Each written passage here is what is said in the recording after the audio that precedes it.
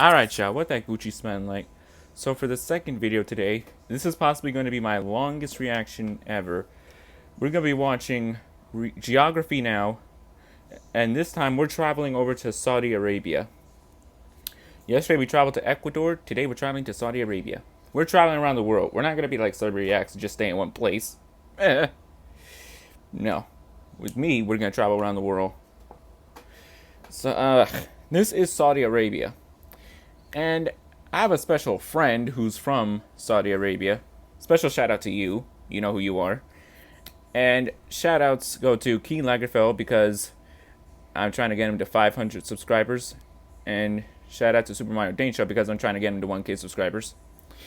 And as for me, I'm 167 subs away from ending the road to 1K subscribers. So, yeah, this is possibly going to be my longest reaction video ever. But anyways, let's go. The land of the two mosques. I actually had the opportunity to travel here a couple years ago and get a slight taste of the city and countryside. There's so much information that goes in this video and it cannot be easily covered, so I'll try my best. Saudi Arabia.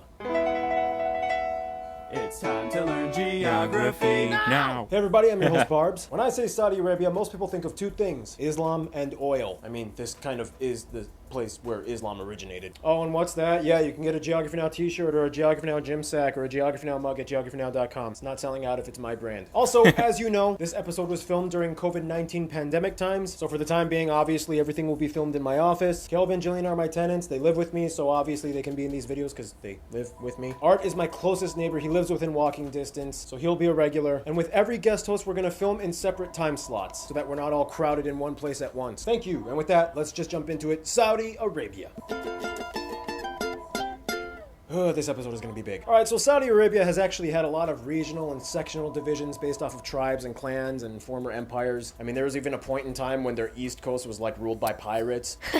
Just wait for my episode. In any case, let's go to the globe. Saudi Arabia sits on the Arabian Peninsula in the Middle East, the largest peninsula in the world, and in itself is the 12th largest country in land area at over 2 million square kilometers. The country is bordered by 7 other countries, and keep in mind they also have the King Fahd Causeway, which connects them to Little Bahrain, so technically 8 countries. The country is further divided into 13 regions with the capital of Riyadh, located fairly close to the south center of the country. Riyadh is the largest city and the second largest in the Arab world after Cairo with over 7 million people. It also has the second busiest airport, King Khaled International. The busiest airport, however, belongs to the second largest city, Jeddah, in the west with King Abdulaziz International, and they also have the largest shipping port as well. The second largest shipping port belongs to the King Abdulaziz port in the city of Ad-Dammam in the east side, close to Bahrain. Now, although Mecca, the third largest city, is an important place as the holiest city in Islam, they do not have an airport as they believe the city should be left free of air traffic and planes should not fly above it. Therefore, people wishing to go there usually fly to Jeddah and then take short land transport. The country has a vast road network extending to all other neighboring countries and 4 main rail lines connecting Riyadh to the east and north, with another separate rail line connecting Medina to Mecca in the west. Today, plans for a transnational railway known as the Saudi Land Bridge are underway, as well as the GCC railway along the Persian Gulf, which is supposed to connect them with the other countries along the Gulf, like Kuwait and the UAE. However, progress is kind of slow. In addition, the country has about 1,300 or so smaller islands and islets off their coasts. About 89% of them are in the Red Sea, and the remaining 11% in the Persian Gulf, but Arabs will tell you it's the Arabian Gulf. Not gonna get into that. Anyway, of these islands, the largest is Khorasan, with its archipelago in the south, close to Yemen. There was at one time a dispute with Egypt over the Sanafir Islands, right at the entrance to the Gulf of Aqaba. In 2016, however, Egypt's House Committee and Parliament approved of the transfer of the islands, which kind of angered a lot of people in the Egyptian public, but it still went through. In any case, the move went forward and plans to build a Saudi-Egypt causeway are underway, which would officially connect the two countries for the first time since Ottoman Empire years. Key fact to note, the area of modern-day Saudi Arabia formerly consisted of 3 main distinct regions: the Hejaz in the west, where about 35% of the population lives, the Najd with about 28%, and Eastern Arabia, or Al-Asa, with about 15%. On top of that, Saudi Arabia takes their maritime trading routes very seriously, as about like a fifth of the entire world's oil shipping lanes pass through the incredibly narrow 21-mile wide Strait of Hormuz. We've talked about this before, and it can get pretty intense considering who's on the other side. It's like,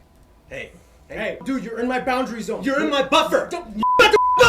Hey, go Yeah. Anyway, back to the civil layout. Saudi Arabia is structured in a unique way that very few other countries can kind of emulate. For one, they are the cornerstone and epicenter of the Islamic faith, holding the two most important sites in Islam, Mecca and Medina. You must be Muslim to enter Mecca. Authorities either check your passports for the religion label if it has one, or they ask you to recite the Shahada or the Muslim creed. If you don't know anything about these cities, basically, Medina is the burial site of the Islamic prophet Muhammad, and Mecca is not only his birthplace, but it also holds the holiest site in all of Islam, the Kaaba, which is this cube-shaped building in the center of the Great Mosque of Mecca, the largest mosque in the world. It is the duty of every able-bodied and financially capable Muslim in the world to make a pilgrimage here at least once in their life, otherwise known as the Hajj. And Saudi Arabia actually holds quotas for each country with the amount of pilgrims that are allowed to visit every year. What about the countries they have strained relations with? Yep, even those. No Muslim is denied, regardless of sect or nationhood. The reason for the restriction is because every year, it's like more and more people try to come, and it gets very packed and often dangerous, in which incidents have occurred in which people have died from like stampedes and crushings in the past few decades. In Saudi Arabia's defense, though, it's really hard to maintain crowd control when your city has to suddenly accommodate 3 times its own population. For what it's worth, though, the newly appointed Crown Prince has issued a mass array of social and economic reforms that the otherwise previous legislation was a little weary of implementing. This includes the ever so sensitive topic of foreign investment and tourism. But ultimately, you know, it was kind of like,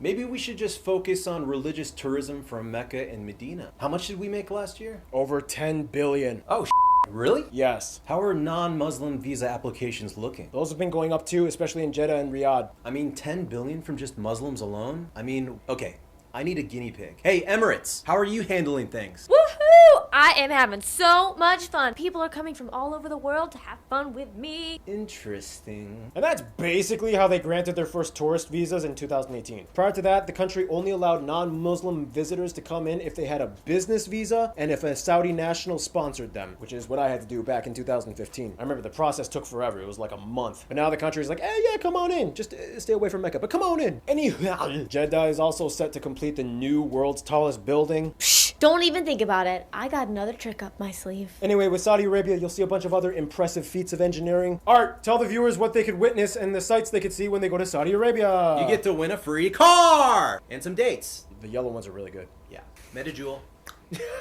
Nah, but for real, besides the obvious Mecca and Medina, there's actually a lot of really cool things going on in Saudi Arabia, like sightseeing-wise. For one, they have the largest water fountain in Jeddah, the world's largest desalinization plant, and soon the world's largest hotel is about to be built. They even have the world's largest burger restaurant. It's called, wait for it, I'm hungry. I'm hungry right now, Paul. Yes, we'll feed you soon. Okay. You have the D Ain Marble Village, Musmik Fort, check out historic Diriyah, the Rijal Alma, or the famous Saad ibn Saud Palace, the King Abdulaziz Center of World Culture, the Floating Mosque, and there's that really mysterious looking cool rock that looks like it was cut by a laser, and nobody knows how it got that way. Aliens. Bob Saget. And probably the most famous yet very widely unheard of to outsiders, Madain Salah in Al Ula. It's Saudi Arabia's first UNESCO heritage site. Okay. Oh, you stole a t-shirt. Did you hear that, guys? T-shirt. You should buy one too. At geographynow.com. Also impressive, the landscape. Let's go there now. Now, we all know on the surface, Saudi Arabia is quite the dry country. Even looking at it from space, you're like, yeah, lots of beige and brown sand and rocks. But you know, if you look closer, you know, the desert has a lot of different types of cool sands and rocks. It's more fascinating than you think. First of all, the country sits on its own entire tectonic plate, known as the Arabian Plate. The rifts on the edges of this plate are essentially what form the Red Sea and the Persian Gulf, as well as the Anatolian Highlands and the Zagros Mountains in Iran. The country is primarily characterized by the Arabian Desert, the 5th largest in the world, and the largest in Asia. It makes up about 90% of the land and is roughly broken into 3 separate sand deserts and 2 rocky highland deserts. The 3 sand deserts are the An-Nafud in the north, the Andana in the east, and the Rub al-Khali in the south, which is the world's largest continuous sand desert, and it also has the highest sand dune in the world, Ramlat Jidila, at about 455 meters. These deserts shield the central Nejd highlands as well as the Hejaz mountain chain in the west. The southwestern section of the Hejaz mountains, known as the Tihama, are the most lush and green areas of Saudi Arabia. This is where the majority of Saudi Arabia's agriculture sector can be found, as the climate and mountains collect more moisture influenced by the jet streams carried by the monsoons from the Indian Ocean. Some of them even have snow caps in the winter seasons, like the tallest peak of the country, which is also in this region, Jabal Sada, at about 3,000 meters tall. The interesting thing, though, is that Saudi Arabia is officially the largest country in the world without any permanent rivers. They do, however, have wadis, or seasonal riverbeds, that flow on occasion and dry up in the warmer parts of the year. The longest wadi being Wadi al-Ruma in the Nejd Plateau, flowing from Jibal al-Abayad, or the White Mountain, near Medina, all the way to Buraida. For other water sources, though, the country does have quite a few oases speckled throughout the deserts, the largest one being the Al-Hassa Oasis in the east by the town of Al-Hufuf, further fed by the twins, the larger one, Lake Asfar, and Lake Hubail, the largest lakes in the country. Finally, it's important to note that the flatter eastern section of the country is rich in hydrocarbon resources, and it is essentially the economic backbone that props up much of the country's export revenue sector. On back to the southern green stuff, yeah, seriously, you'd almost assume it was like another planet with pristine spectacles of life amidst the granite and sandstone outcroppings. These are some really cool clips from my homegirl Ava, who is a travel YouTuber. Check out her channel. Whew, all right, now it is time for my triple shot of espresso break, which means now Noah takes over for the rest of the segment. Well, this thing does work. It'll do. Here we are once again at my humble abode. Now, of course, Saudi Arabia has lots of sand and rocks, but a lot of the sand and rocks are like, structured in a really cool way. For example, you have natural sites like this crater in this wadi, which is sometimes called the Grand Canyon of Saudi Arabia. And in the center of the country, you can find the edge of the world. In addition, the country has an abundance of hidden caves and chambers known as dals. Saudi Arabia is the largest economy in the Middle East and considered an energy superpower. They are one of the top 20 economies in the world. They have the 5th largest natural gas reserve and the 2nd largest proven petroleum reserves at about 260 billion barrels. This, of course, makes them the largest petroleum exporter in the world as well. This means with the heavy supply at their disposal, fuel is very cheap here. It's actually cheaper than water. No joke. It's getting a bit dry again. A little water. These reserves account for about 90% of their budget revenues and export earnings and about 42% of their overall GDP, mostly managed by the country's largest and state-owned company, Saudi Aramco. Anyway, off that topic. They also have about a dozen... Man, voice cracked. They also have about a dozen or so nature reserves and protected areas throughout the country where you are most likely to find the desert wildlife. And with that, here's our animal correspondent, Gary Harlow. It's Gary Harlow. He's back. For Saudi Arabia, certain places make great habitats for bird species like buzzards, quail, the sand grouse, pelicans, and storks. Otherwise, the Hijaz are home to the various mammal species like the Arabian red fox, the fennec, sand cats, striped hyenas, and the highly endangered Arabian wolf and Arabian leopard. In fact, My accent's changing. also, the iconic mammal of many Arabian countries, the Arabian oryx, was hunted to extinction, but later reintroduced through a breeding program in Phoenix, Arizona. Since then, Arabian ostriches and gazelles have also been reintroduced as well. Oh, and one more last thing. Saudi Arabia has the world's largest camel market, and the funny thing is, many of their camels are actually imported from Australia. Right, that means that I'm out. Back to you, Noah. That accent, Thanks, Gary. And with that, we finish off this segment like we always do. You know what's coming. Are you ready for it? Food! Saudi Arabia follows pretty much the same general Middle Eastern format when it comes to food. You'll see a lot of hummus and skewered meat on rice. But for what it's worth, here are some of the specialties you guys, the Saudi jogger peeps, mentioned. Mofata, salig, areka, masub, various types of mandi, murtabak, turid, kursan, dagabis, and what many consider the national dish, kabsa, which can have a variety of meats, but chicken and camel are popular. Also, in almost every household you will find cardamom coffee. It has a very distinct cardamom smell, and it is usually served with dates as an appetizer before any meal. And speaking of traditions, that brings us to the next segment, the... Thank you, Noah. So, alright, if the Arab world was a family, Egypt would be like the popular athlete, actor guy with a lot of connections. Iraq would be the wise old man that has a little PTSD. Oman is like the happy mom that everyone loves that just made you dinner. Qatar is like the black sheep who doesn't care what anyone thinks of him. Kuwait is like the classy rich cheerleader with straight A's. Bahrain is like the slightly tipsy partying rich cheerleader. Calm down, Bahrain. I'm joking. But I mean, come on, everybody kind of knows your reputation within the Arab world. We all know it.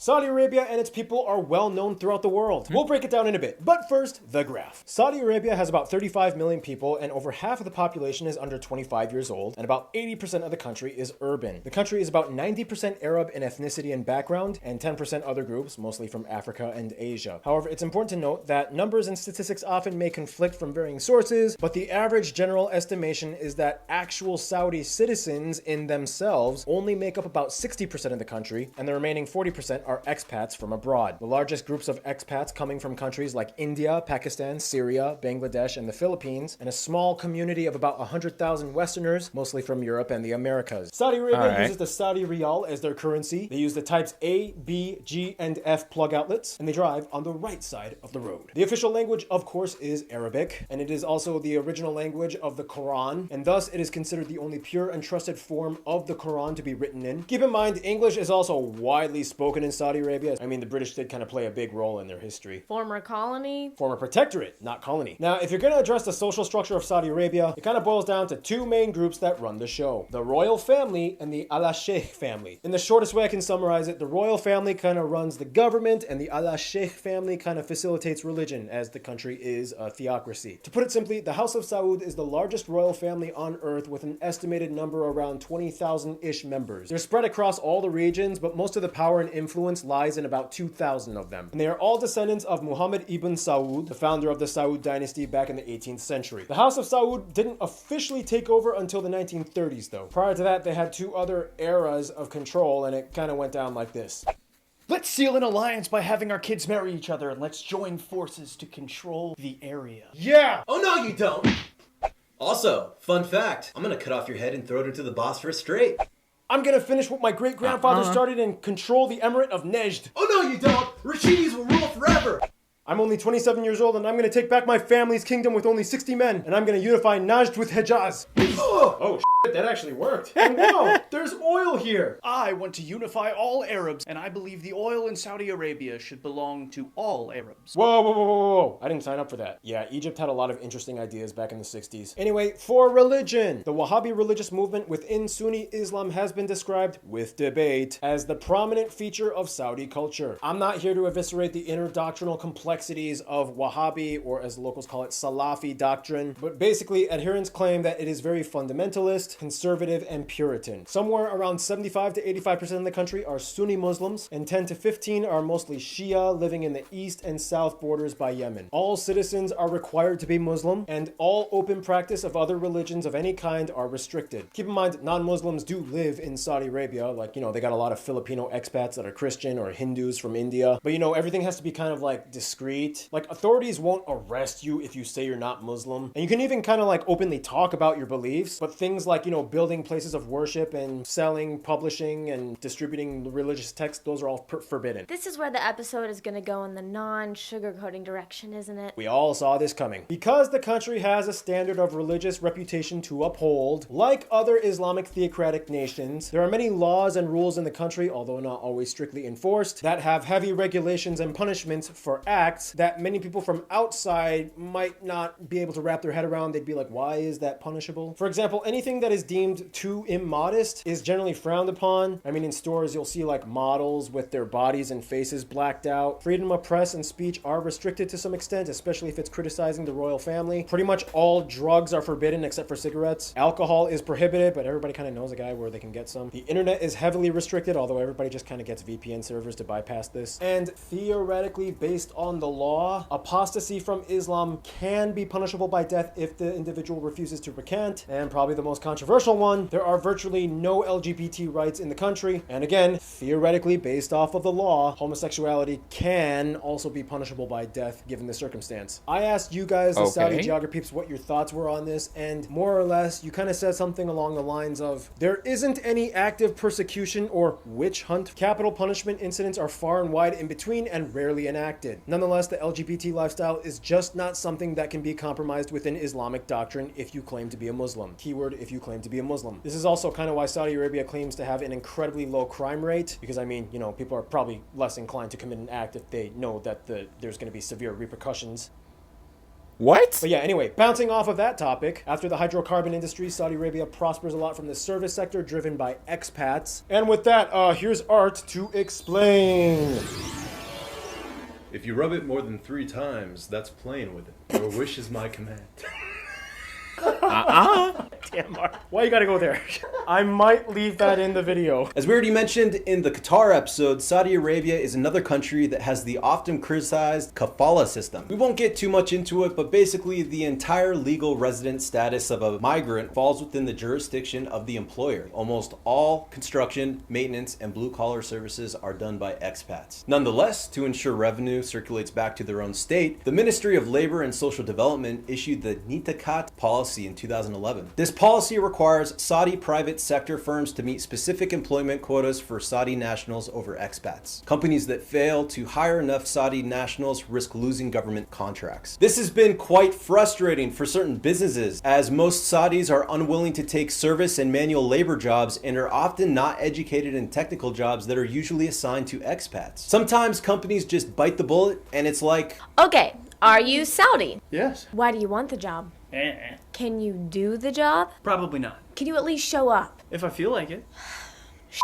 You're hired. on top of that, there are no income taxes in Saudi Arabia, but they do give 10% of their salary monthly for pension plans. Thank you, Art. And finally, one issue that seems to be misconstrued a lot, the role of women in Saudi Arabia. I don't know, Hannah, you're a woman. You take this part. Hannah, explain. What's the women's situation in Saudi Arabia right now? Oh, well, let me tell you. Well, for one, unlike before, no, women do not need the approval or permission of a man to get permits, certificates, paperwork, or for travel. And yes, since 2017, women now have the right to drive cars. Saudi women also, for the first time, took part in the Olympics. No, they are not required to wear hijabs, and you will see uncovered heads. The women actually outnumber men in enrollment in universities up to 60%. So overall, things are changing. Nonetheless, in public, sometimes you will see gender-specific segregation for men and then a different part for women and children. Thank you, Hannah. We'll get back to you in a second. Nonetheless, there's also social benefits like free Medicare and free education if you get accepted into a university. So it's weird. It's kind of like a heavily religious land with somewhat austere limiting policies, polished with a shiny, tech-laden exterior. That's basically Saudi Arabia today. Anyway,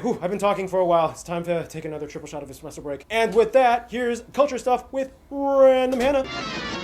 Saudi Arabia is essentially the cradle of Arabism, and it goes back a millennia. Prior to the rise of Islam in the 7th century, the entire peninsula was subject to a multitude of Arab tribes, clans, and smaller kingdoms. Originally, Arab clans practiced various forms of paganism and polytheistic beliefs before Islam. These ancient kingdoms and civilizations influenced a set of folklore, legends, and tradition, like the legend of Ali Baba and 40 Thieves, Sinbad the Sailor, and yes, even Aladdin. There's a ton of scary legendary creatures, like the Nas that has only half a body, Bint al-Harsa, whose lips are sewn shut. She tickles men to death. That is terrifying. Poetry is taken very seriously and is a national pastime. They even have poetry competitions on TV with prizes of over $1 million. What? I'm the poetry champ. I should get in on this. Paul, am I needed for the episode anymore? No, Ian, you can go. Traditional architecture varies by region and is based on what resources were available at the time. For example, the Nejd region, you will find thick mud brick box-shaped homes with wooden beams and a communal courtyard. Otherwise, in the Hejaz region, more sandstone and wood is used in buildings. As mentioned, women normally wear abayas, which come in black and also other colors. Men can often be found wearing thobes with a gatra and agal on their heads. If it gets cold, they might add a bisht to it. And when they hear a sassy comment, they might respond with, Bitch, please. Marriages are often heavily orchestrated by families. Arranged isn't really the best word because actually adults can reject each other if they want, but family involvement is key. Otherwise, some very popular pastimes include things like falconry, camel racing, and sidewalk skiing. And finally, festivals and celebrations are abundant. You have Gargian, in which kids dress in traditional clothes and go door to door asking for treats. Their national day is the 23rd of September, which is a big celebration with fireworks and skyscrapers light up with green, and lots of music and dancing can be heard. Which brings us to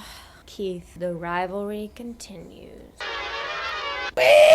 so just so you guys know, Rush is my favorite band. I've probably said about this about 10,000 million times. That's my commentary, don't sue. In Saudi Arabia, let alone the Arab world, music has always been an integral part of their culture. Each region kind of has their own specialty, but the most popular one considered the national dance would be the Al-Arda, done with swords and drums. It's pretty cool looking. Otherwise, Saudi Arabia has a thriving kind of contemporary music scene-ish. EDM, there's some metal bands. It always kind of teeters on the edge of, is it okay with the government or not? So for instance, like Al Namrud, they're a black metal band out of Saudi Arabia. But they have to live a life in secrecy because due to the lyrical content and for the music, basically, they can't be known who they are or whatever. Their musical is punishable. How much more black metal can you get than that?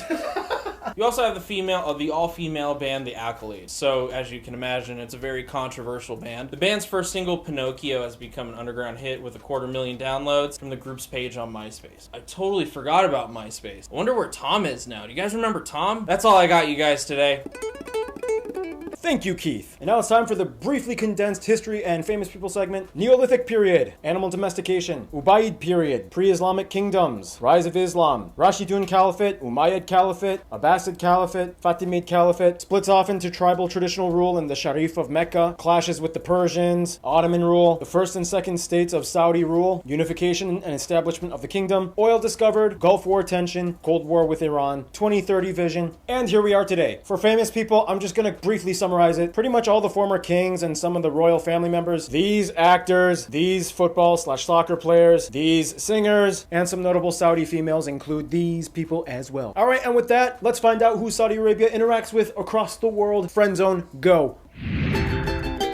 This should be interesting. Now, Saudi Arabia is a country everybody is paying attention to, so naturally, they play a big, important geopolitical role on the world stage. For one, in a sense, all Arabic-speaking countries and Muslim-majority countries have some kind of tie to Saudi Arabia. Indonesia and Pakistan are probably the closest allies in Asia. Pakistan is often called the closest non-Arab ally, as they have shared bilateral relations since the country's inception in 1947. Since then, they've shared military alliances. Saudi Arabia has invested heavily in Pakistan's infrastructure. They even funded the construction of the biggest mosque in Pakistan, which they named after King Faisal. Pakistanis can easily obtain business permits in Saudi Arabia, and Pakistanis provide assistance in the fields of technology and science. They even decreed a week-long mourning period when King Fahd passed away in 2005. Indonesia is important as they are the largest Muslim nation on earth, population-wise, and have the largest number quota of pilgrims for Hajj every year. Trade is crucial between them, especially in the petroleum industry, and today there are over 1 million Indonesian expats living in Saudi Arabia. The USA and UK are probably the closest Western allies, as Saudi Arabia was once a protectorate of the UK that worked side by side against the Ottoman Empire. Today, over 200 joint ventures exist between them worth billions, and over 30,000 British nationals live and work in the country. The USA was also one of the first countries to recognize them after the Saudi family took over, and US President Franklin Roosevelt personally even met the king to establish future relations. Today, the two countries have a mutual defense agreement that involves operations and training for the Saudi military. Trade is huge between the two, and many Saudi nationals study abroad in the USA or the UK, especially members of the royal family. Tensions were a little strained after the 9/11 attacks, in which it was revealed that 15 of the 19 hijackers were Saudi nationals. And even though Saudi Arabia publicly denounced the act and stripped the Taliban members of their Saudi citizenship, including Osama bin Laden, as well as helping against the fight against terrorism, the stigma slightly stuck to the American public. Nonetheless, relations are still relatively strong today. Jordan is kind of like the sidekick of Saudi Arabia. The two get along very well. At first, it was a little tense though, because, you know, Saudis were kind of responsible for ending the Hashemite kingdom's rule over the Hejaz region. But that's not really an issue they bring up anymore. When it comes to their best friends, however, most Saudis I've talked to have said probably their fellow GCC countries, the Emirates, Bahrain, and Kuwait. Kuwait has a heartfelt place in the minds of Saudis. They protected the House of Saud when they were in exile from the Rashid dynasty, and Saudi Arabia gave refuge to some of the Kuwaiti royal family during the Gulf War, and they participated in the fighting against Saddam's Iraqi forces from taking over. Bahrain, as we mentioned, is basically Saudi Arabia's hot girlfriend that he absolutely loves to visit and party with. Bahrain is essentially where Saudis go to get away from the strict life of being a Saudi. The two have had virtually no controversies. The royal families love visiting each other, and they have cooperated on almost every single diplomatic measure since each country's beginning. The UAE is the fun brother that, like Bahrain, they love to hang with. Saudi Arabia also kind of likes to observe the UAE like an experiment, so they can take notes on which practices they can implement in their own social structure for future development. For what it's worth though, when a Saudi and Emirati or Bahraini meet, they don't even feel a sense of nationhood, they just feel a welcomed kinship. Oh, and of course, everyone loves Oman, can't forget about them. Oman is like the loving grandma nobody disrespects. In conclusion, Saudi Arabia is today faced with a unique situation in which they kind of have to find a way to like coalesce Islam and Arab tradition with advancements and ideas that sometimes bring a little bit of a challenge to Islam and Arab tradition. They are a Quran wrapped in steel and concrete, covered in a bisht, hidden in the ancient sands of the 21st century. Stay tuned, Senegal is coming up next.